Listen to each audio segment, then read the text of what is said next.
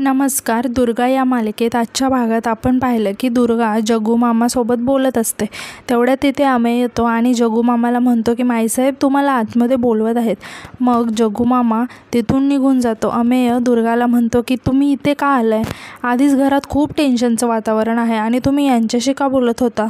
दुर्गा अमेयला सांगते की सर जो हल्ला झाला ना त्याचीच न्यूज मी कव्हर करायला आले आणि मी त्यांच्याशी बोलत नव्हते, तेच माझ्याशी बोलायला आले आणि मी आत यायची परवानगी मागत होते पण त्यांनी मला बोलूच दिलं नाही.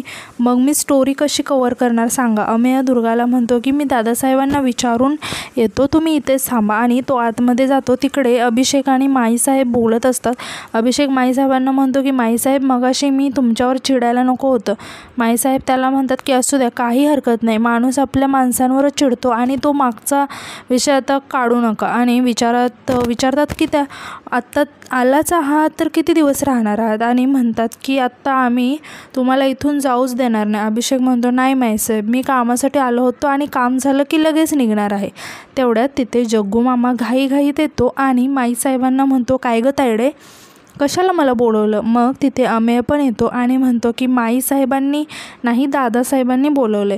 जग्गू मामा म्हणतो की बरं तिकडे मी नंतर जातो. अभिषेक मला तुझ्याशी महत्त्वाचं बोलायचं आहे. अरे ती परवा भेटलेली पोरगी. पण अमेय त्याला म्हणतो मामा तुम्ही जावा पटकन, दादासाहेब बोलवत आहेत ना, आपण नंतर गप्पा मारू हा. आणि त्यांना तो तिथून जायला सांगतो. तर माईसाहेब अभिषेकला विचारतात कशाबद्दल विचारत होता जग्गू? अभिषेक म्हणतो काय माहिती नक्की काय? मग माईसाहेब तिथून निघून जातात. अमेय अभिषेकला म्हणतो तू आत्ताच्या आत्ता निघून जा. ती दुर्गा आली इथे आणि तिने जर तुला बघितलं ना तर खूप मोठा प्रॉब्लेम होईल. अभिषेक विचारात पडतो. अमेय त्याला म्हणतो की अरे आत्ता कसला विचार करतोय? अभिषेक वैतागून म्हणतात की बस झाली आता ही धावपळ. आपली फॅमिली संकटात असताना मी अशी लपाछपी नाही करणार. मला माझ्यासाठी माझी फॅमिली महत्त्वाची आहे. मी लांब राहत असलो तरी अमेय अभिषेकला सांगतो की नको तिथे आता इमोशनल नको होऊस. इथे परिस्थिती अंडर कंट्रोल झाले, पोलीस पण आले आहेत, उगाच दुसरा प्रॉब्लेम नको व्हायला. अभिषेक वैतागून म्हणतो जाऊ दे, तिला कळलं तर कळलं, नाही फरक पडत मला आता. अमेय म्हणतो मी मोठा भाऊ आहे म्हणून माझं ऐक. दुर्गाला यातलं काहीही कळता कामा नये आणि दादासाहेबांची काळजी नको करू, मी आहे ना इथे, तू आता इथून निघ. मग अभिषेक तिथून लपत छपत निघून जातो. दुर्गा बाहेर उभी असते.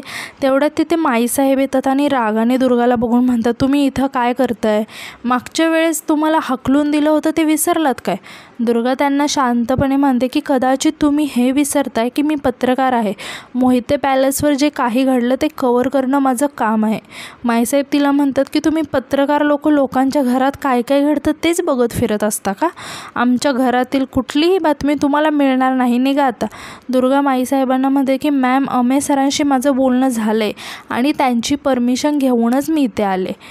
माईसाहेब तिला म्हणतात की त्यांच्या बोलण्याने काही होणार नाही, ही आमची जहागीर आहे आणि आम्ही तुम्हाला सांगतो ह्या घरातलं तुम्हाला कोणीही भेटणार नाही, तुमच्याशी कोणी बोलणार पण नाही. दुर्गा म्हणते हे बघा, मला दुसरं कोणालाही भेटायचं नाही, मला फक्त दादासाहेबांशी बोलायचं आहे. त्यांच्यावरती एवढा मोठा हल्ला झाला त्याबद्दल मला माहिती हवी आहे. मग यानंतर माईसाहेब दुर्गावर चिडून म्हणतात की हे बघा, जे काय झालं ते आमच्या घरात झालं, तो आमचा खाजगी प्रश्न आहे, ते आमच्या घरात झालं, तो त्यात तुम्ही नाक खुपसू नका आणि एकदा आम्ही म्हटलं म्हणजे फुल स्टॉप. दुर्गा म्हणते की दादासाहेब आमदार आहेत, इथल्या लोकांचे नेते आहेत आणि लोकनेत्यावर हल्ला होणं ही खाजगी बाब असू शकत नाही. इथल्या लोकांचे कैवारे आहेत, भाग्यविधाते आहेत दादासाहेब, मग त्यांच्यावर पहिला हक्क लोकांचा, त्यामुळे त्यांची रिॲक्शन घेतल्याशिवाय मी इथून हलणार नाही. आणि तुमचा हा फुल स्टॉप इथल्या बाकी लोकांना गप्प करतही असेल पण मी गप्प बसणार नाही. माईसाहेबांना दुर्गाचा खूप राग येतो आणि त्या म्हणतात की ह्या असल्या भाषेत आजपर्यंत आम्हाला कोणीही बोललं नव्हतं आणि तुमची एवढी हिंमत कशी झाली आत्ताच्या आत्ता इथून चालतं व्हायचं? तेवढ्यात तिथे दादासाहेब येतात आणि माईसाहेबांना म्हणतात रेवतीबाई शांत व्हा, पाठवा त्यांना आत. मग दुर्गा आतमध्ये येते आणि दादासाहेबांशी बोलायला लागते. दादासाहेब तिला म्हणतात की कसं आहे ना, आम्ही लोकसेवक आहोत, मग लोकांनाही कळलं पाहिजे की आमच्यासोबत काय झालं ते. दुर्गा म्हणते हो तेच ना त्यासाठीच मी आले वर्तमान न्यूजमधून. आणि ती रेकॉर्डिंग सुरू करते. दादासाहेब तिला म्हणतात की बंद करा, ते असलं रेकॉर्डिंग काय करायचं नाही. एकच प्रश्न विचारायचा आणि इथनं निघायचं, आणि मान्य नसेल तर दरवाजा उघडा आणि जाऊ शकता. दुर्गा रेकॉर्डिंग बंद करते आणि विचारात पडते की आणि म्हणते की हां बरं चालेल, मी एकच प्रश्न विचारेल, पण त्याचं उत्तर तुम्हाला द्यावंच लागेल. ती विचारते की आमच्या सूत्रानुसार ज्या व्यक्तीने तुमच्यावर हल्ला केला ती व्यक्ती गेली 14 वर्ष तुरुंगात होती आणि अलीकडेच त्यांची सुटका झाली. 14 वर्षापूर्वी असं काय घडलं होतं की त्याला सूड घ्यायचा आहे? खरंच काही घडलं होतं का? दादासाहेब खूप टेन्शनमध्ये येतात आणि म्हणतात अफवा आहेत या सगळ्या, आमच्या विरोधकांनी आमच्या विरोधात पसरवलेल्या अफवा. आणि दादासाहेब मोहिते ह्या सगळ्या अफवांना बळी पडणार नाही आणि तुम्ही पण असल्या अफवांना हवा नका देऊ. दुर्गा म्हणते की मग गेली 14 वर्ष तुमचे विरोधक गप्प का आहेत? ते त्या कैद्याची सुटायची वाट बघत होते का? का असं आहे की जे तुम्ही आमच्यापासून लपवत आहे? दादासाहेब तिला रागाने म्हणतात की शिवगडमधलं वारं पण आमच्या विरोधात वाहत नाही आणि तुम्ही आमच्याच घरात येऊन आम्हाला उलट प्रश्न विचारताय. आम्ही चांगल्याशी चांगलं आणि वाईटाशी लय वाईट आहे. लायकीत राहायचं, आमच्या वाकड्यात जायचा प्रयत्न करू नका, लय महागात पडेल. दुर्गा त्यांना म्हणते की वाकड्यात मी नाही, वाकड्यात तुम्ही शिरता दादासाहेब. मी फक्त तुम्हाला एक सोपा प्रश्न विचारला होता की 14 वर्षापूर्वी नक्की काय घडलं होतं, आणि तुम्ही म्हणताय तसं खरंच काही चुकीचं घडलं नव्हतं तर मग उत्तर द्यायला काय हरकत आहे? कारण आज तुम्ही मला गप्प करत आहे, पण उद्या जनता तुमचे मतदार तुम्हाला प्रश्न विचारायला लागले तर त्यांना कसं थांबवणार? आणि ते फक्त प्रश्न विचारत बसत नाहीत, मतदानाच्या दिवशी त्यांची उत्तरं ते स्वतः शोधतात. असं म्हणून ती तिथून निघून जाते.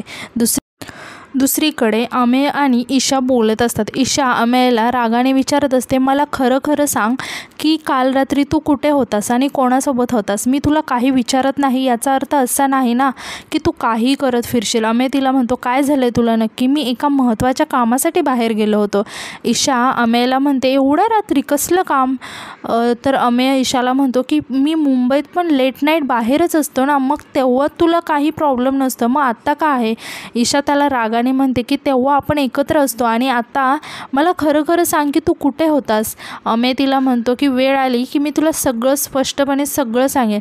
ईशा रडायला लागते आणि म्हणते की अमू तू हे सगळं माझ्यापासून खरंच काहीतरी लपवतोयस. तुला मला सांगायचं नाही आहे ना काय आहे नक्की सगळं? तू मला फसवतोयस. मला आता इथे राहायचंच नाही आहे, मी निघते. असं म्हणून ती रागाने निघून जाते. त्याचं सगळं बोलणं अवंतिका लपून ऐकत असते आणि ईशाला असं रागाने गेलेलं बघून ती खूप खुश होत असते. दुसरीकडे दुर्गा तिच्या मामासोबत कॉलवर बोलत असते. तिचा मामा तिला विचारत असतो की आत्ता तिथली परिस्थिती कशी आहे, आणि तो तिच्या मामीला सांगतो की अगं काल शिवगडमध्ये त्या दादासाहेबांवर कोणीतरी हल्ला केला, त्याची बातमी करायला दुर्गा त्यांच्या घरी गेली होती. दुर्गा त्याला थांबवत म्हणते की मामा ते त्यांचं नाही, आपलं घर आहे. मामी तिला म्हणते की अगं पण तुझं अशा परिस्थितीत तिथं जाणं धोक्याचं नाही आहे का? दुर्गा तिला सांगते की मामी मला कुठलीही संधी गमवायची नाही आणि मी प्रत्येक पाऊल हे विचार करूनच टाकते. आणि ती म्हणते की मामा आईकडे फोन दे. दुर्गा आईला म्हणते की आई ज्या लढाईची मी इतके दिवस वाट बघत होते ना, त्या लढाईचं पहिलं पाऊल मी आज टाकलं आहे आणि बाबांवरती जो कलंक लागला आहे ना तो मी पुसणारच. आणि जोपर्यंत मी ते यशस्वीपणे पार पाडत नाही ना तोपर्यंत मी शांत नाही बसणार.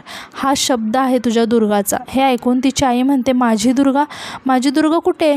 अजून कशी नाही आली? तिला लवकर घेऊन ये, माझा खूप जीव घाबरा होतोय बघ. दुर्गाला खूप वाईट वाटत असतं आणि ती फोन ठेवते. दुसरीकडे मोहिते पॅलेसवर जग्गूमामा आणि रेवतीबाई चहा पीत बोलत असतात की जग्गूमामा रेवतीबाईंना म्हणतो, अगं तायडे पी की चहा, आल्याचा स्वाद लय मस्त येतोय बघ. रेवतीबाई त्याच्यावर चिडून म्हणतात की तूच डोसतो चहा. इथे ती पोरगी आमच्याच घरात शिरून आमच्या तोंडाला काळं फासून जाते आणि तुला चहा प्यायचा आहे? जग्गूमामा म्हणतात, ती तायडे दुसऱ्याचा राग माझ्यावर नको काढू, आता तू विषय काढलाय म्हणूनच सांगतो. काय शान होती मोहिते पॅलेसची. बाहेरचा माणूस आता आत आला ना तर तोंड वर करून बघत सुद्धा नव्हता, पण आता तुला तुझ्या घरातलीच जुमानत नाहीत. रेवतीबाई त्याच्यावर चिडून म्हणतात की जग्गू, मोहिते पॅलेस आमच्या सत्तेच्या खांबावर उभा आहे आणि हा खांब पाडण्याची हिंमत कुणामध्ये सुद्धा नाही. जग्गू म्हणतो की तू बाहेरच्या पोरीवर खार खाऊन बसली आहे, पण ही तुझी पोरं, तो आम्ही त्या फटाकडीला घरात आणून बसलं आहे आणि अभिषेकची पावलं पण त्याच वळणावर चालली आहेत. आता तू विषय काढला आहे म्हणून तुला सांगतो, परत तुला राग येईल बघ. मी माझ्या सुमनसाठी बघतो आता दुसरं स्थळ. रेवतीबाई जग्गूला म्हणतात, सुमन आमच्याच घरची सून होणार आहे आणि तिच्या गळ्यात अभिषेकच्याच नावाचं मंगळसूत्र पडणार आहे. आणि एकदा आम्ही म्हणलं म्हणजे फुल स्टॉप. आमच्या जहागिरीत फासे पण आम्हीच टाकतो आणि सोंगट्या पण आम्हाला पाहिजेत तशाच चालतात. जग्गू रेवतीबाईंना म्हणतो की तायडे तू नेहमी नाकाने कांदे का सोलतेस ग? अगं काय चाललंय घरात? ईशा बघ कशी फिरते घरात. अवंतिका तुझं काय ऐकत नाही, बाहेरचा माणूस घरात येऊन हल्ला करून जातो. तायडे तू घरात असताना हे होतंच कसं ग? माईसाहेब म्हणते की आता आमच्या हिशोबाने चाव्या फिरवायची वेळ आली आहे, पण आता आमच्या डोक्यात वेगळाच विचार चालू आहे. हल्ला झाल्याच्या इतक्या लागलीच अभिषेक घरी आले. मुंबईवरून यायला तर वेळ लागतो. म्हणजे जग्गू मामा म्हणतो की लय भोळे आहेस ग तायडे तू. अभिषेक गावातच होता, मी पाहिलं ना त्याला आपल्या गेटजवळ. अजिंक्य रात्री घरातून निघून जातो आणि अभिषेक दिवसा पण घरात येत नाही. आता आजच बघ की सकाळी आली पण आणि तो न सांगता निघून पण गेला. तर तरण्याताट्या पोराचे पाय घरात टिकाणा म्हणजे समजून जायचं पाणी कुठेतरी मुरतंय.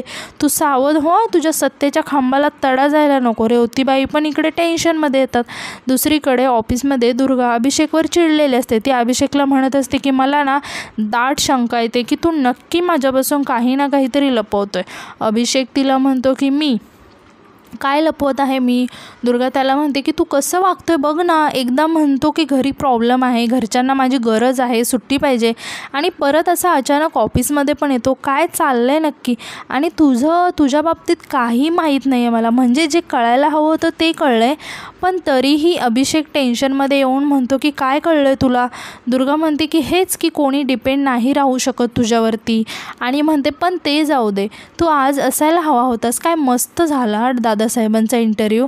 असे सॉलिड प्रश्न विचारले ना, गप्पच झाले ते. अभिषेक दुर्गाकडे बघून म्हणतो मलाही असंच वाटतंय, तू पण माझ्यापासून काहीतरी लपवते. दुर्गा टेन्शनमध्ये येते आणि घाबरत म्हणते की मी का काही लपवेल? अभिषेक तिला म्हणतो की बघ ना, हे तुझं जे काही चाललंय ते कामापलीकडचं आहे असं मला वाटतंय. आणि विशेष म्हणजे दादासाहेब मोहितेंच्या बाबतीत काही घडलं की ते सगळ्यात जास्त महत्त्वाचं असतं तुझ्यासाठी. आणि तू पुण्या मुंबईची पोस्टिंग सोडून इथली पोस्टिंग मागून घेतलं, काहीतरी कारण असेलच ना. हे ऐकून दुर्गाला खूप टेन्शन येतं. तर आता तुम्हाला काय वाटतं की अभिषेकला खरंच दुर्गावर डाऊट आला असेल का? कमेंट्समध्ये नक्की सांगा आणि आपल्या चॅनलला सबस्क्राईब करायला विसरू नका. थँक्यू.